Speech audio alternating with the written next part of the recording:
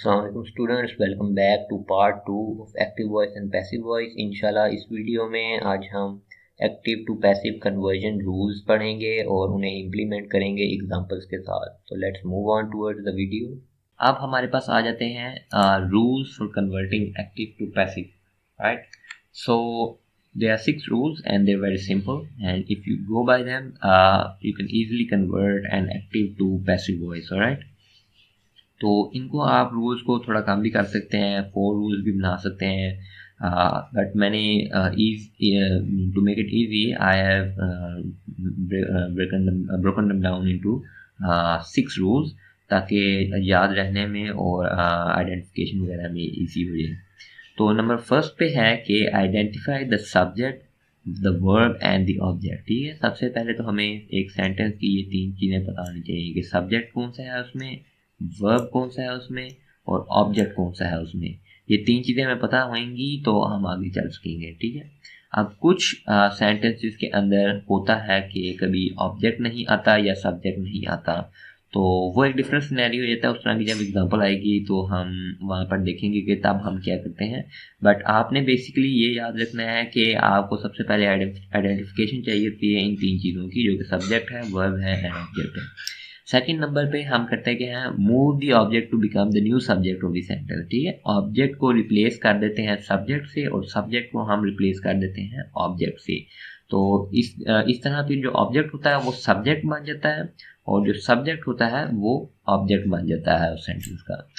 Check the active voice sentence for what the verb tense is. ठीक है, जो active voice sentence हमें दिया गया है उसमें हमने चेक करना है कि जो वर्ब है वो कौन सी फॉर्म में है, वो प्रेजेंट है, वो प्रेजेंट परफेक्ट है, वो पास्ट है, पास्ट परफेक्ट है, कॉन्टिन्यूस है कि फ्यूचर है। तो ये हमने उस वक्त चेक करना है कि वो कौन सी फॉर्म में है।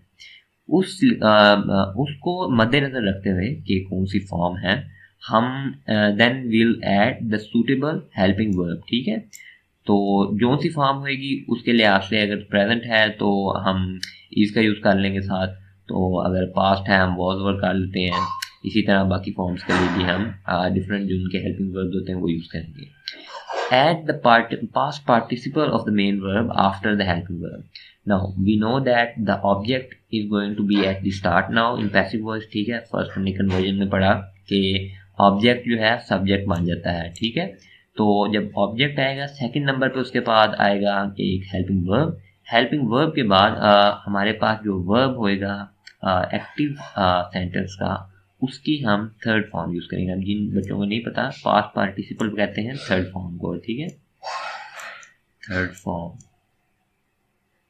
राइट।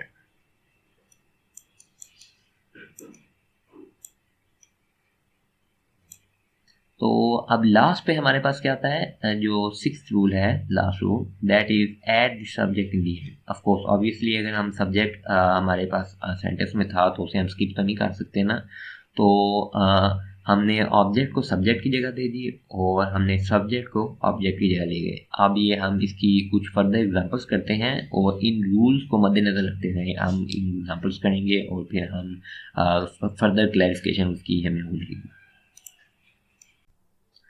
ओके,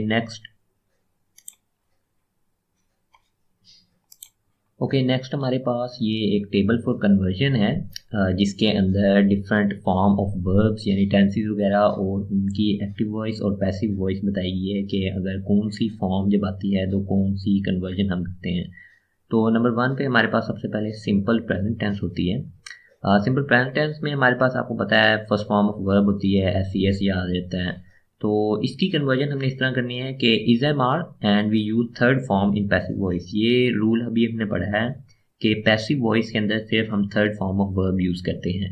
ये rule third form of verb सारी टेंसेस के लिए सेम रहेगा कि हम हर वर्ब को थर्ड फॉर्म में कन्वर्ट करेंगे, बेसिक एक्टिव वॉइस में इसकी कोई भी फॉर्म दी गई है। उसके साथ हम इज एम आर यूज़ करेंगे सिंपल प्रेजेंट टेंस के लिए। नेक्स्ट है present continuous tense. Present continuous में आपको पता है कि सिर्फ एडिशन जो होती है वो ING हो जाती है, फॉर्म ऑफ वर्ब जो होती है उसकी ING फॉर्म आती है। तो यहाँ पर बताया गया ING form plus verb plus is am are. तो इसको कन्वर्ट करते वक्त हम इज एम आर के साथ बीइंग लगाते हैं और थर्ड फॉर्म ऑफ वर्ब जो कि एक पार्ट है पैसिव वॉइस का, वो तो साथ लगती ही लगती है, यानी थर्ड फॉर्म ऑफ वर्ब जो भी वर्ब दिया जाता है उसकी हम थर्ड फॉर्म यूज़ करते हैं। नेक्स्ट प्रेजेंट में आता है present perfect. Now these are all present tenses. तो हमारे पास थर्ड वाली जो लास्ट परफेक्ट टेंस होती है, इसमें हमें पता है कि हमारे पास हैज़ और हैव का इस्तेमाल होता है, और यहाँ पर पहले ही थर्ड फॉर्म यूज़ की जाती है परफेक्ट टेंस के अंदर। तो इसमें सिर्फ हमें साथ बीन लगाना होता है पैसिव वॉइस के अंदर। हैज़ एंड हैव हमारे पास वैसे ही आ जाता है, और बीन के साथ हम थर्ड फॉर्म ऑफ वर्ब, तो टेंस की पहले ही एक्टिव वॉइस में भी थर्ड फॉर्म ही होती है, क्योंकि परफेक्ट टेंस में वैसे ही थर्ड फॉर्म यूज़ की जाती है। नेक्स्ट हमारे पास फिर आते हैं पास्ट टेंसेस। अब ये पास्ट के जो 3 हैं, इनके अंदर हम देखते हैं सबसे पहले सिंपल पास्ट के अंदर हमें पता है second form of verb use की जाती है। तो उसके लिए हम साथ पैसिव वॉइस में कन्वर्जन के वक्त वाज और वर यूज़ करते हैं, और third form of verb use करते हैं, जो कि एक पैसिव वॉइस का आप कह सकते हैं रूल है कि थर्ड फॉर्म यूज़ करना। नेक्स्ट है past continuous. Was were plus ING form होती है इसके अंदर, कॉन्टिन्यूस क्योंकि हो गया इसलिए आईएनजी फॉर्म आएगी। तो उसको कन्वर्ट करते वक्त हम वॉज और वर यूज़ करेंगे साथ plus being and the third form of verb. तो अब आपको पता है कि पीछे भी हमने यहाँ कॉन्टिन्यूस टेंस के अंदर बीइंग ही यूज़ किया है, तो यहाँ पर भी हम बीइंग ही यूज़ करेंगे। फिर आता है हमारे पास past perfect tense. Past perfect के अंदर हमें पता है कि हम हैड यूज़ करते हैं। टेंसेस के अंदर आपने पढ़ा है कि हैड के साथ थर्ड फॉर्म यूज़ होती है, क्योंकि परफेक्ट टेंस आ गया ना, परफेक्ट टेंस में थर्ड फॉर्म यूज़ होती है। हैड प्लस थर्ड फॉर्म होती है एक्टिव वॉइस के अंदर। तो पैसिव के अंदर कन्वर्ट करने के लिए हम सिर्फ हैड बीन कर देते हैं, यानी हैड के साथ बीन लगा देते हैं। हैड बीन और थर्ड फॉर्म तो वैसे ही हमारे पास होती है। फिर फ्यूचर टेंसेस। फ्यूचर सिंपल के अंदर हमें पता है कि विल और शैल होती है, और first form of verb use होती है। तो उसमें हम सिर्फ बी की एडिशन करते हैं पैसिव वॉइस के अंदर, कि विल शैल प्लस बी और थर्ड फॉर्म ऑफ वर्ब, ठीक है, यानी फॉर्म को कन्वर्ट कर देते हैं। और लास्ट हमारे पास है फ्यूचर परफेक्ट टेंस। अब इसमें आप सोच रहे होंगे कि फ्यूचर कॉन्टिन्यूस टेंस नहीं आया, तो फ्यूचर कॉन्टिन्यूस टेंस की पैसिव वॉइस नहीं होती, तो सिंपली हमारे पास फिर आ जाता है फ्यूचर परफेक्ट टेंस। तो फ्यूचर परफेक्ट टेंस में हम शैल हैव और विल हैव होता है हमारा एक्टिव वॉइस के अंदर, और साथ थर्ड फॉर्म होती है। अब तक आपको पता लग ही गया कि परफेक्ट टेंसेस के अंदर थर्ड फॉर्म यूज़ होती है।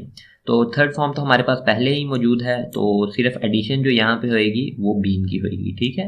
यानी will have, shall have, will have, उसके साथ प्लस हम बीन की एडिशन कर देंगे, और थर्ड फॉर्म ऑफ वर्ब तो वैसे ही साथ मौजूद है पहले से ही, क्योंकि परफेक्ट टेंस है एक्टिव वर्ब के अंदर।